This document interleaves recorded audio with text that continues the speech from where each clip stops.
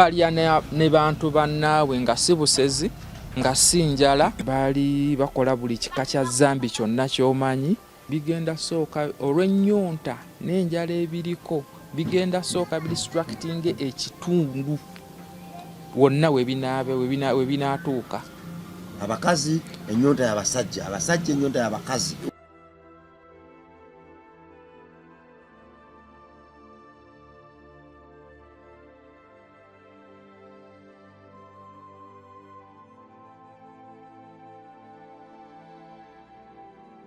Ku MR Live kwetuli bakumetani kwa Bongo Live kwetuli gwe mwana Katonda ali atugoberera on your number on channel kwetuli neera we bali kutwagala bali tukiririzamu we bali kutwawula ekyo nno kibatisa kya Mukama tekuwa kubala kwaffe nkiddamu.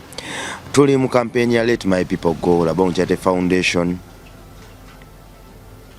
Twagala jijja wano weeri Makinde tugende Kamengo, kifo kyaffe kigazi kinene okuzaama. Twatandika okuzimba era Mukama badde atuwadde ekisa tukyatambula. Awo ne wetujjira ku mmeeza ayo gwe mwana wa Katonda ali eyo gwe wekka anyumirwa episodes zange gwe wekka gwe mwana Katonda ali eyo anyumirwa episodes zange, azze anyumirwa enjiri gye mbadde mbuulira, azze anyumirwa ebigambo byange for 5 years. Gwe azze anyumirwa music wange ng'ogamba nti nedda singa teyali music wa musajja oyo sandituuse wano, singa tebyali bigambo bya musajja oyo, singa tebwali buweereza bwa musajja oyo sandituuse wano. Mbadde nsaba campaign eno ngikuweereza oveeyo tuyambeko. Gwakiwulira ng'ogamba Metani Club Bongo bwe yayimirira nayimirira era nkyayimiridde. Kyonna ky'oyina twetaaga $7,000,000 okumaliriza okuba plasta. Bwe tunakuba plasta ntuyiwa enkokoto tujja kuyingira tujja bikola tuli omwo n'okusimawo toyi bayo $3,250,000 ze $10,000,000 naye sofa ku main building yetaga $7,000,000. Osoga nti nedda kanyimirire na egaali emmotoka y'omusenyu emu ya $9,000, y'amatafaali emu ya $36,000.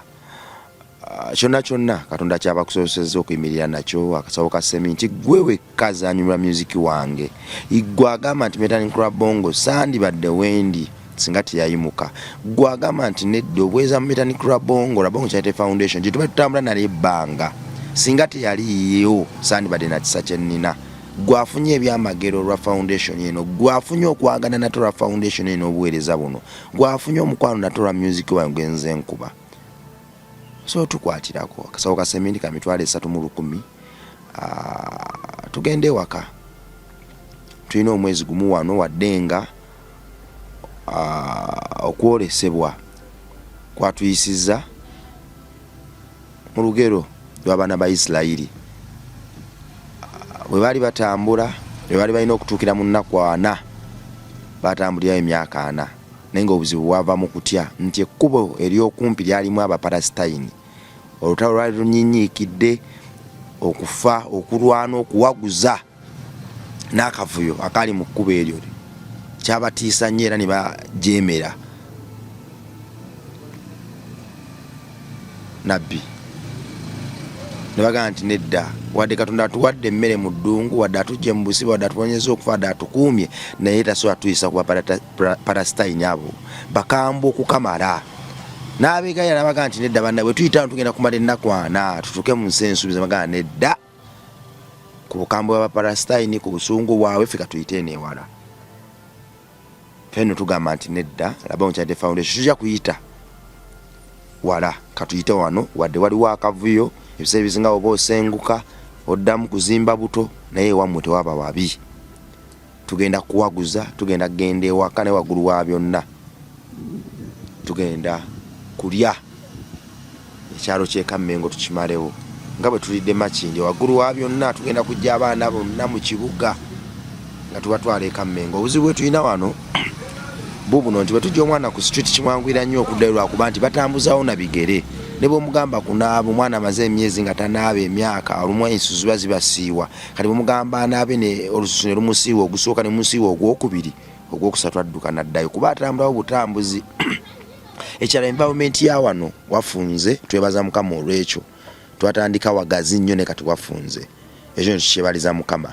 N'amaloboozi agafuluma nga gayita mu bantu abayita ku kkubo nago si malungi ku nkuza y'abaana ddala beetaaga rehabilitation. Obwongo bwabwe bwetaaga okudda engulu. Bwe tuba tuli against okutamiira mu baana ebiragalagala n'ebirala tetusobola kukuliza abaana wano. Watubuzeebuze ebbanga, watulabiridde ebbanga naye kakati kyekiseera tugende ewaka. Kyekiseera eddoboozi lye twawulira nga tusonga eka Mmengo ne tuliwulira nga litugamba nti nedda mugende mukyuse ensi y'eka Mmengo mujje abaana b'oku nguudo bonna mu kibuga mubatwale eka Mmengo. Kyekiseera eddoboozi lye tuliteeke mu nkola. Yimirira naffe kyonna ky'oyina Katonda agenda kukuwa omukisa. Ensigo eno ey'eka Mmengo egenda sumulwa bingi ebyali byasibwa. Era waggulu wa byonna bwe tuliba tuselebratinga obuwanguzi buno naawe ojja kuba obujulizi nti wenasituka n'entoola nabiraba byaba. Embuto ezaasibwa zaasumululwa, engaali ezaasibwa zaasumululwa, ebigere ebyasibwa byasumululwa, ennimi ezaali zirina buganzi ezaasibwa zaasumululwa. Twegatteko weewaawo. Gye baleko ssebo. Kale so naye gye baleko. Nze manya bampita Rwima Sam. Nze bampita Ali Bilal. Alhamdulillahi rabbil alamin wa ala akibatul muttaqin wa ala adwala illa ala dhalimin. Wassalatu wassalamu ala rasulillahi sallallahu alayhi wa sallam. Inna hasdahal hadith kitabullah wa khaylal hadi Muhammad sallallahu alayhi wa sallam wa kullu muhdathatuha bid'a wa kullu bid'atin dalalah wa kullu dalalatin finnar. Abatulaba batuwuliriza ku Metanikera Bongo Live oba MR Live, amannya n'eddoboozi yenze Ali. Abamu mumanyi siri mupya mu kifo kino era nange ndi memba wa mu kifo kino ekya Bongo Charity Foundation, era nga nzize okubaako nange kyengattako ku mulamwa gwaffe oba ku kigendererwa kya foundation yaffe. Ali Naam. Bilal. Naam. Tulabanga ebintu bigayegaye. Office zetwatyanga zitandise okuweebuuka. Olabanga omuntu omuwendo gwe mbadde muwa ekitiibwa, gwe mbadde mutambulizaako obulamu nga byakoze ku luno biweebuula buweebuuzi. Tulaba abakyala abadde beekwata obulungi ng'obwongo balina bwe babuwummuzza batandise okuweebuuka. Tulaba abasajja batandise ozaala mu baana, batandise ozaala mu bakyala abaana ne beebeegaanira ddala. Ensi etandise okufuukuuka kakati ekibi kiwoomera nnyo essowaani y'omuli okusinga ekirungi. Bw'obeera mu nsi olinaga nti nedda nze mpoomerwa nnyo okulya obubi okusinga enkoko ensiike, awo newabaawo ekikyamu. Tulaba wano nga ffe ekitutwala mu maaso ne kitukakkanya emitima kiba kimu. Ani gwe bakoze kibi, ani ayita mu kabi, era akabi kali luddawa.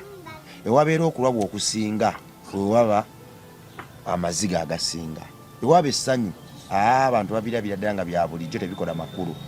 Lwaki basanyuka? Era waliwo abakoma ku bannaabo abasanyuka, nammwe mutiitiridde okutukuba essanyu lyammwe. Wabula abo ababi ate abakulyetinza obubi olwo ne bafuuka abazira mu kaseera kano. Bwengagwe abakulyetinza obubi, ababi abakulyetinza obubi olwo ne bafuuka abazira. Be bakyamu, be bazira b'essaawa zino, ate era be bamiitinga n'abakulembeze oba oliawo olw'obubi bwabwe oba olw'ebibi bye bakola. Munnange nno si kipya, lwakuba omuntu waba yeewaayokko n'onoonyereza oba n'osoma ku nsibuko y'omuntu, omanyi naye topiki nnene, ensibuko y'omuntu. Abantu bangi tumanyi nti just omuntu bw'azaalibwa y'ensibuko yo oba wootandikidde. Ne basayansi bano oba ne abanoonyereza oba bakakensa bannasayansi bayina bye balekerayo lwa nsonga nabo bambi bye bakola zezo ze bibawa. Ensibuko y'omuntu topiki nnene, naye wojja n'osoma ebyawandiikibwa. Essaawa leero tulina ebyawandiikibwa bya mirundi ebiri. Tulina Quran, ekitabo ekisomebwa abasiraamu, tulina ne Bayibuli. Byonna bitabo bya Katonda. Era birina ba messengers bye bakkirako. byogera ku bantu abo oba ku bikolwa ebyo si bipya. Edda ennyo mu Jahiliya period, kati njogera ku Makka oba Arabian Peninsula okutwalira ewamu, walingayo ekiseera kye bayitanga Jahiliya period, the period of darkness before the coming of Prophet Muhammad. Baite banna batumira mubaka. Ebiriwo kati bye byaliwo, ng'omuntu okumukungiriza mu kitundu nti oyo kabaka, nti oyo muzira, nti oyo tagambwako, oyo munene ng'enjogera yakati oyo mubede, wakolanga ebimu ku bintu ebikyasinze okuba ebyesittaza mu society nga worankingibwa obwajjeno oba obwakkano oba obwani byabanga byesittaza mu society, nga gwe oba omuwemuzi olina okuba nga gwe omuwemuzi asinga gwe ojja okufunira ekitiibwa kyo, nga wonooba nga gwe akola Sodom omusiyazi olina okuba nga gwe asinga, oliko n'obujulizi olwo ne bakuwa amayinja oba ne bakuwa ekitiibwa oba ne bakola ki. So period eyo yaliwo ko si yakajja. Essaawa ya leero abantu abamiitinga abakulembeze b'edduniya eno tuvudde ku bali be tusuubira ne tujjira ddala ku bantu betulaba nti mu society bali nuisance, be bantu bebakozesebwa kati ate okumiitinga abakulembeze abatwala ensi zonna. Sijja kumenya nsi ki oba nsi ki ekyalina obwongo n'alina okubikkirirwa asobola okukiraba. Omusumba oba seeka essaawa ya leero alabikira mu butambi ng'ate ali mu kuwemula. Omusumba oba seeka abalyowi b'emyoyo essaawa ya leero balabikirwa mu butambi eri abo be basumba oba be balyowa emyoyo nga bakola ekintu ekyesittaza oba ekivve, oba oliawo n'omugoberezi we kyatayinza kulowoozaako kukola. So Jahiliya period eyo yaliyo. Jahiliya period kitegeeza ki mpozi? Period tugiyita period of darkness, embeera y'obubuze, awo nga Prophet Jesus, omulembe gwa Jesus gukoze eki guwedde, okitegeera. Kati awo period eyo nga tebannatuma mubaka mulala eyo, obwonoonefu bwali bungi era bwalabikira nnyo mu Arabian Peninsula, mu nsi z'obuwarabu ezo. Kadde kekizikiza omuntu we yabeereranga nga buli kimu ky'omanya ekiri evil, kuzaala mu bakazi ne baana ne babeegaana, kuwemula, kunywa mwenge, bakazi kuba na basajja bangi, basajja kuwasa bakazi bataliiko kkomo. Era bwalabikira nnyo period ezo ebikolwa ebyo. Ate mu baana ba Isirayiri kyova olaba ebitabo bibiri biboogerako nnyo okusinga ate ka tribe oba kabira endala zonna. Tekyajja by default. Omanyi ebitabo bino bibiri, Quran ne Bible, birina we bikwatagana by coincidence, kuba nannyini byali atya, kyokka ate ne byawukana by default olw'ensonga biri manipulations z'abantu. Obubi bw'abantu bwabikkako ne batandika okuteekawo weebale nnyo, weebalire ddala. So nannyini byali atya, kyova olaba bikwatagana nnyo okusinga okukola ki. Era n'abantu we baawukanira amazima gamala ne gakola ki, ne gagamba wano si bwe kyali kiyimba bwe kiti yadde kati kiri bwe kiti. Kyova olaba tulina ebitabo eby'enjawulo mu madiini naye ng'ate byonna biyitira ku ddiini emu, okitegeera. Tusobola okubaamu ne Bible ng'eno KJV, eno Good News, eno okitegeera. So ne Quran essaawa za leero kati zimanyi okumanipulatingibwamu okuviira ddala ku original context, naddala nga bayinterpretinga. Buli wokyusa ekintu okukijja mu lulimi olulala, okukizza mu lulimi olulala olina okuba so keen n'okunnyonnyola, kuba ekigambo ekimu mu lulimi olulala ate kitegeeza kirala mu lulimi oluki. So olina okuba so keen mu kukikola ki, obutabuza bantu. Weebale nnyo, weebalire ddala. So embeera eyo si mpya wetudda wali ku topiki yaffe nti yaliwo nga olaba ne tuyina ne ba nga tuvudde ku bajahiliya abo ababikola wabangawo ne kabira. Allah mu Qur'ani agamba alladhi lam yukhlaqu mithluha fil bilad. Katonda annyonnyola eri mu surati Fajr wal fajr wa layalil ashr. Suratul Fajr mulimu aya egamba alladhi lam yukhlaqu mithluha fil bilad. Katonda yali ayogera ku bantu abo ng'abategeeza abantu abaliwo kati ab'essaawa eno nti nina abantu be natonda besiriddamu kutonda be mutaddamu kulabako. Yategeeza abantu b'omulembe guno. Katonda yali agamba abantu b'omulembe guno anyumiza nabbi waffe Muhammad sallallahu alaihi wasallam ng'amugamba nti nina abantu be natonda before you mwabaliwo kati be mutaliddamu kukola ki kulaba besiriddamu nakubalagako besiriddamu kutonda nga yabatonda ne bajeema oba nabamukkiriza ne bamukkiriza ogwo omulembe n'agujjawo bye bakola ne bye bataakola naga kati abo bo siriddamu temuddamu kulaba kika ky'abantu kifaanana ng'abo. Mubo tulinamu abasajja abawangaala tugambe essaawa ya leero omuntu wawangaala emyaka tugeze 10 abamawulire gabamawulire era aba everywhere. Naye Saasira omusajja yawandika eyawangaala emyaka 600 Musa Basulaiman Saasira abasajja abawangaala emyaka 1000 baali bafaanana batya. Oyo ayinza okukomawo just live example ba Solomon ba Prophet Moses ba Harun oba Aaron. Aaron baali mu myaka 600 plus. Kati abe yali abaka yagezaako okutegeeza nti si mmwe musoose n'ekiba kya myaka ekiba kya bulungi tulina be twatonda nga balungi nnyo. Tetulaba story ya Yusuf mu lubiri yali musajja Katonda yamuteekako obulungi n'asituuka n'okusikiriza baba bakyala ba kabaka mu mbiri gye bawangaali kati we bakugamba ow'amaanyi nti gwe oli w'amaanyi nnyo oli wakiro nagamba asigwa osoose atajja kukwetera abasajja ab'amaanyi ne bye baakola nga byaki nga byamaanyi kubanga gwe mwana Katonda ajooga abantu olw'obulungi bwo.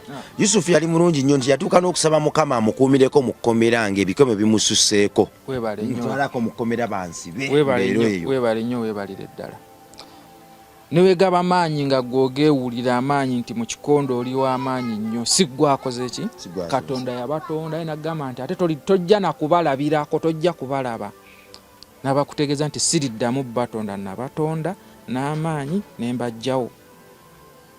Bw'oba mugagga nga bugagga bwo oyinamu obusente bwe bukuwaze omanya si gwe asoose. Tulina nabbi Sulaimaani yayina nabbi kyawa tulinawo nabbi munanzijukiza mu comment section yayina ebyobugagga ng'ebisumuluzo byabo bitambulira Sulaiman nga bitambulira ku bamala gatta ndogoyi just ogenda ku masitowa g'ebyobugagga bwe ebisumuluzo naye gwe akako katambuliza wano mu mpale n'ovuma n'okola otya ebyoli byali bitambulira mu bibokisi nga ndogoyi bantu tebasobola bisitula masitowa ga byabugagga naye yabibalesa kati oyo ogenda kuddamu ddyo mulaba. Sawa ya leero omugagga asinga bw'oteeka ebisumuluzo bye mu mpale wano toyinza nakumanya nti ayinawo ebisumuluzo ky'ebyobugagga. Stowe obeezi nga biweddeyo. So tosobola kuvimbira ku bantu oba tosobola kugaziira ku bantu la tamshi fil ardi maruha. Olwekyo ekyengera Katonda kyabaakoze eki abaakusuniddeko busunizi. Webale nnyo webalire ddala. Omusiraamu ebyambyone byonna bibaddewo. Mbeera ki gyojjukira oba gye wali osomyeko eyagala okwepima mu mbeera eno oba gy'ogaa nti ate eno biwero eri embeera ali kabaka? Obwonoonefu obukyankalamu okwetwalira waggulu okulya enguzi n'okukola ki byonna ebyo okuwemula obukaba all kinds of impunity. tugenda kudda ku wenda kujjukiza omanyi ffe eddiini twejjukanya bwejjukanya tetuyigiriza kuba bangi all the time tuze tosobola teri kipya kyewafunye eggulo kyogenda yigiriza abantu tugenda kwejjukanya ku story y'aba Hajuja ne Majuja. Hajuja ne Majuja kati nga inaga nti ebitabo bino bibiri bikwatagana by coincidence ne mu Bible mwattu mwebali kati wano ye Mogo ne Magogo. Ne Magogo ziri kazi na musajja muntu ziri tribe zo tribe bbiri zali tribe bbiri Hajuja kati Mogo ne Magogo bayina sign nene nnyo by the way nti zezimu ku bubonero obunene oba obukulu obugenda okulanga the end of time. Ebyo byawota bibiri byakwatagana. Mogo ne Magogo boogerwako mu Qur'an Suratul Anbiya aya ndowooza ya 94 oba 96 ne Surat Kahf aya ya ne Surat Kahf. So ogendako ne mu Bible mu Revelation boogerwako aba Mogo ne Magogo ne ogendako ne mu John John 2 ndowooza 7:18 we watya boogerwako. So tribe bbiri zonna zikkiriziganya nti tribe bbiri ebitabo bibiri bikkiriziganya nti they were so immoral.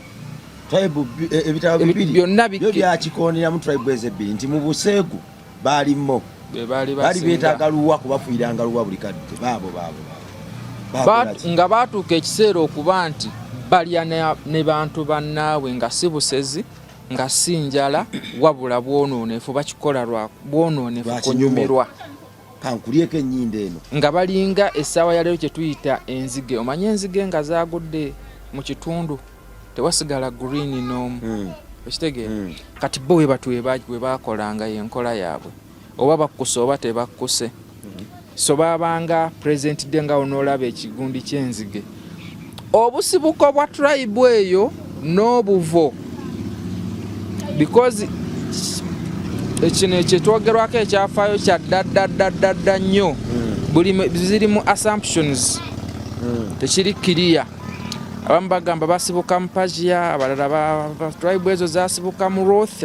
Bible egamba Roth present day Russia. Abamu bagamba mu Turkey, abalala mu China. Tribe ezebbiri zawangalira wabula the clear proof is zaziwangalira mu Far East bwe tudda mu direction mu bitundu byeyo obujulizi awo weebuli mu Bible ne mu Quran. Wabula tribe ezebbiri okubuulirako nti zayogerwako mu bitabo bibiri. Lwaki zayogerwako ku matribe gonna agaaliyo? Zaali Katonda yabatonda nga bika by'abantu naye nga bonoonefu, they were corrupted.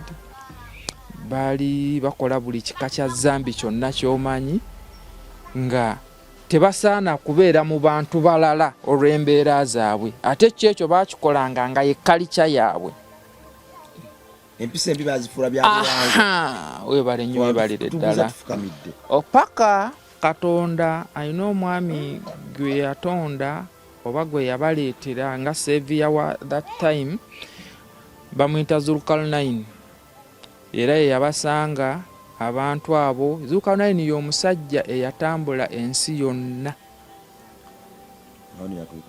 Ye president de bamuyita Alexander the Great. So ojja mu modern world osoma ku Alexander the Great ofuna ku byafaayo by'omusajja oli gwe bayita Zulkarnain. Yali mukulembeze ku mulembe gwa Sulaiman. Sulaiman yali nabbi naye ng'ono kabaka.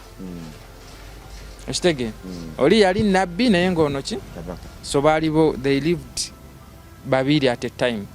Sulaiman nga nabbi naye ng'ono kabaka yali mukulu yali kabaka naye Katonda yali yamuwa ekyengera oba yali yamuwa obuyinza ng'ettaka lyonna lyalinnyako amanifesta. Katonda amuwaawo obuyinza bwawo abantu bamugondera era bamuwulira nti ajja ne bamwetegekera. Nfuna bulungi ng'essaawa ya leero tugeze paapa wanaava e Roma n'ajja wano tewaba mukulembeze w'abakatuliki mulala yenna aba atuuse omukulu asembayo. So Katonda yali yamuwa ekintu ekyo nga wonna waagenda tebamulwana, nga wonna waagenda eva Katonda yamuwa nti yatambula ki, ayogerwako nti y'omuntu eyatambula ensi yonna Zulkarnain.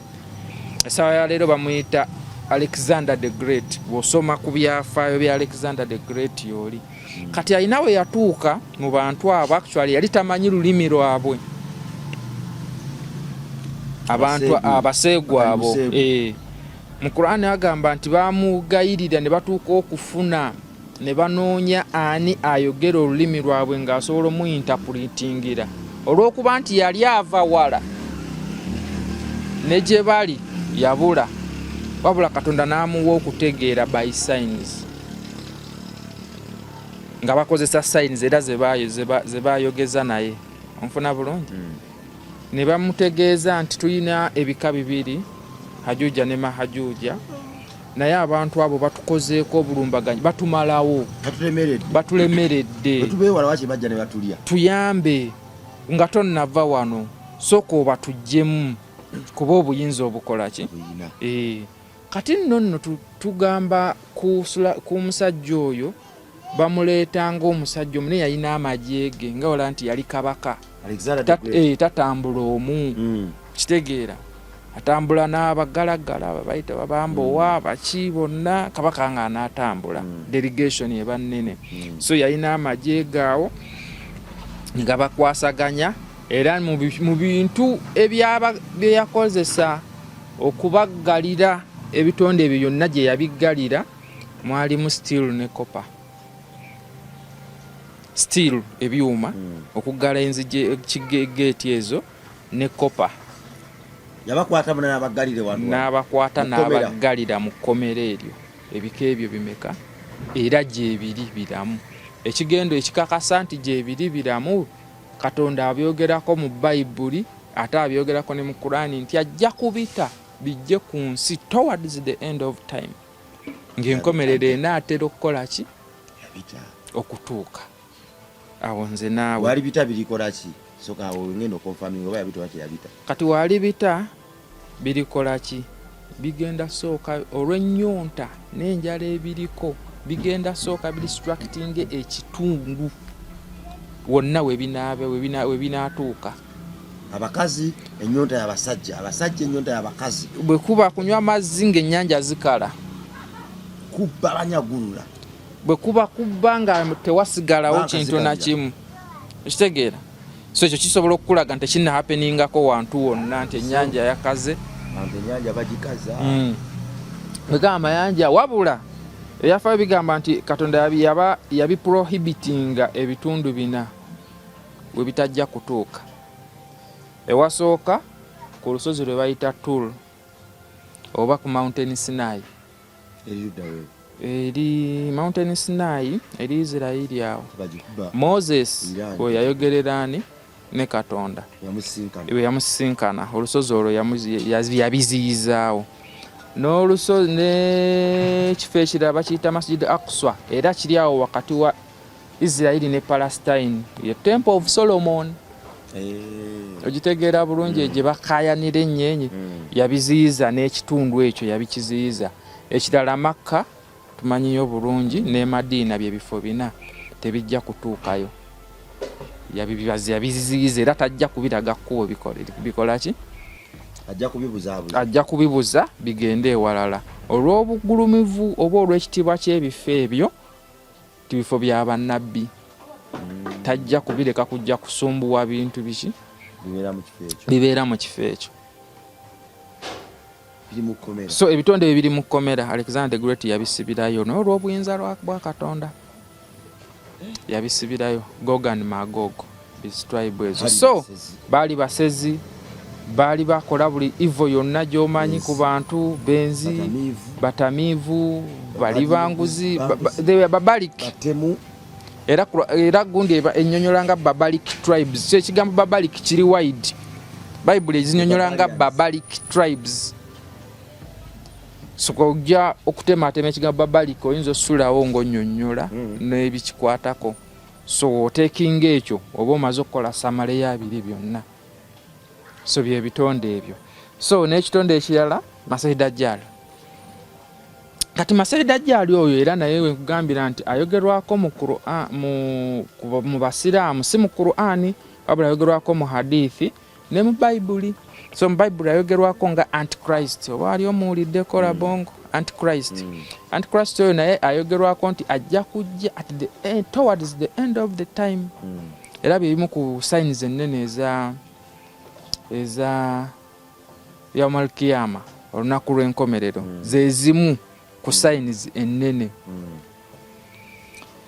Masihi Dajjal oyo naye ajja kujja nga false prophet nga tannakomawo Masihi Dajjal yaliwoko tabangawo ajja kujja kumaliriza ajja kujja mu kiseera nga Jesus waali Masihi Dajjal ajja kujja mu kiseera nga Jesus waali wabula mu kiseera nga Jesus waali tajja kumutuukako Katonda yamumuziyiza ate omutuukako wabula Jesus ajja kuba asevinga abantu abalibaawo mu biseera ebyo ng'abatwala mu bimu ku bifo biri ebina Sinai, Madina, Makka ne tempo ya Solomon kuba Katonda yabiziyizaamu ebitonde ebyo so it will be the safe place etegeeza Qur'ani enekkiririza ddala mu Jesus ennyo era tewadala ekitiibwa ekyenjawulo subhanallah kakati Jesus oba Yesu ayogerwako emirundi mingi okusinga ate ku Muhammad mu Qur'an by mentioning kati ekimu kukikulaga nti tosobola kuba musiraamu nga tokkiririza mu Jesus y'empagi y'obusiraamu gye bagamba nti olina okukkiririza mu bannabbi ba Katonda bonna obutalekaayo n'otya okulekayo omu yonna oba ogimenye oba oli ku bibyo ekitege Jesus ye yekka omuntu ayogerwako mu Qur'an nabbi ayogerwako mu Qur'an nga Katonda amwogerwako n'amuzzaako maama we Isa bunu Maryam talina we yamwogerako ng'ali yekka ekyo ekitiibwa yakiwaye sokka nga bannabbi bonna baazaalwa era balina mutabani wa Maryam nti ye yekka kyokka bannabbi bonna baazaalwa era balina bamaama baabwe naye yaboogerako by names tujja kudda wano kakati era omulimu gw'omununuzi nga bwe yagukolwa omulundi gulwo gwasooka era ajja kukomawo Yesu nga azze kutaasa abantu ku Masihi Dajjal webale nnyo ku bimu ku byajja okukola kutaasa abantu kitonde ekyo abantu bannyonnyole Masihi Dajjal ali bafaanana atya tubaddemu tubanyonnyola kwata kinyonnyo twakinyonnyolako ko naye tulina abapya bangi abatwegasseeko kigambibwa Karl ti Masihi Dajjal kitonde kijja kuba kigulumivu nnyo kijja kuba nga kirina features ezitali za buntu za bulijjo nga mu kuba nti ajja kuba one sided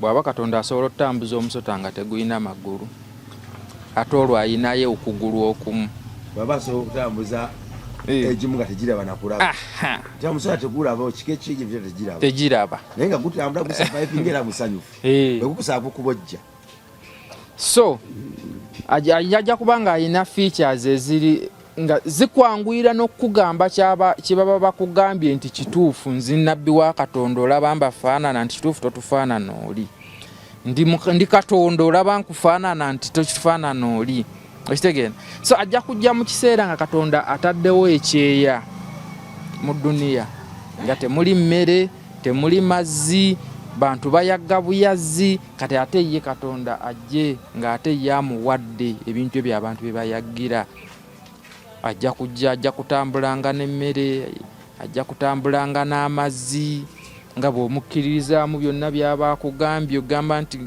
kumukkirizaamu ajja kuwa naye abakubuzizza kitegeera Muganti taata gwe byonna ng'akuwa byakuwa. Bw'omugaana ogenda kufa, bagenda kutta. So okijja kuba wuwo okusalawo faith yo y'omuntu. So Maseehida gye n'ekikomero nakyo kiri awo kikemo. Kijja kujja towards the end of time. Okkiriza ng'akuwa kaseera akwa ku byokulya. Oli era oba kyonna ky'oba weetaaga obe bulungi. Naye oba ogenda kufa. Uzikiriza oba ofe. So abasiraamu tuba tusaba Katonda tamutusinkanya. Buli swala omusiraamu gy'asaala ze zimu ku dduwa ezisembayo. Wa min sharri fitnatil masiih dajjal. Tusinkanya obubi bwa Masiih Dajjal. Bwa Masiih Dajjal. Tomanya kiki kyayinza kukola ki, tomanya wayinza okukutuusa. Ffe tumwewala era tumusaba Katonda tamutusisinkanya. Nabbi atukubiriza nnyo tusabe Katonda obutatusinkanya bubi obwo oba fitina ye oba muntu oyo oba kitonde ekyo. Kitege tajja kusinkana abantu bonna, era wajja kujja omusajja bamuyita Mahdi. Nabbi yamwogerako. Alijja nga kabaka. Aliva mu bitundu by'e Persia. Liriba jjeeri eririrwana ne Dajjal eyo lyeririmutta. Muyita Mahdi. So erinnya eryo lyayogerwako. Kabaka oyo bamusuubira aliba mukulembeze nga olaba oli Zulkarnaini yataasa abantu baliki naye aligira mu perspective eyo yali lyejjeeri lyeririrwanagana n'ekitonde ekyo eyali eririkitta. Kitege. So what will come after? Ejje lya Mahdi lijja kumala okumutta oluvannyuma. So jukira wali nagambye nti ajja kujja mu kiseera nga ne Jesus akola ki? Waali yakomawo. Tuyita okukomawo nga waali. So Jesus ajja kuba arulinga. Bwe buli obukulembeze bwa Jesus ebiseera ebyo.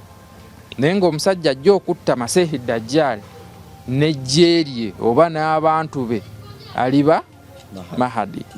King Mahdi.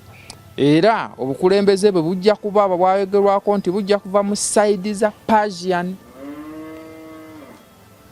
Jajja okusibuka. So kyekyo ebintu byonna ebiriwo tukaabya kajanja byaliwo, amalala gonna gano agatubuna emitima n'obwongo byonna ebitwemazaamu byaliwo. Bino ebyobugagga bye twemazaamu ne tukudaalira abantu. Waliwo mukwano gwange yerabira olulimi lwe asafunamu akasente olulimi lwabitege kati takyagala na kwogera na lulimi lwe takyalujjukira kale katugeze waba ayogera enkoko gakoko batta embaata batta yerabira olulimi lwe oluzaaliranwa. Olulimi oluzaaliranwa terwerabirwa baba bakulimba newomala emyaka 100 ng'oli mu nsi eyo luli luba luzaale kyo baba luyita oluzaaliranwa. Wababuuza ku bantu n'abanyonga nyina gundi eyo nyina luseka wange lumwe eyansomesa ku ddiini yasomera Madiina. Naye yaŋŋamba e Madiina we yatuukirayo ebiseera ebyo oba nakati bwe kiri. Waliwo wootuuka mu faculties ekisooka okukwaniriza kubaako ekigambo nga olaba ennaku zino baba bakola essomero balina obutundu bwe bajja batimba kati nga wano wooteekawo wali nti no smoking no biki obuntu bwe bajja bateekamu bawandiika garden of peace. Kati wali mu gundi ya Madiina akasookera ddala kali mu Luwarabu. Yagamba nti ujjukira Madiina University ya Madiina ereeta abantu okusoma eddiini from around the world. Uganda, Sudan, Kenya, India, nsi yonna bajjaawo ne basoma.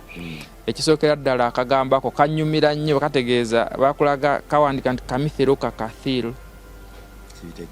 Kikategeeza nti abakufaanana bangi nnyo. So yonna gy'ovudde n'amalalago n'obugagga bwo oba n'obwavu bwo kyonna ky'owulira ekikuliko sitori wekka wano abakufaanana baki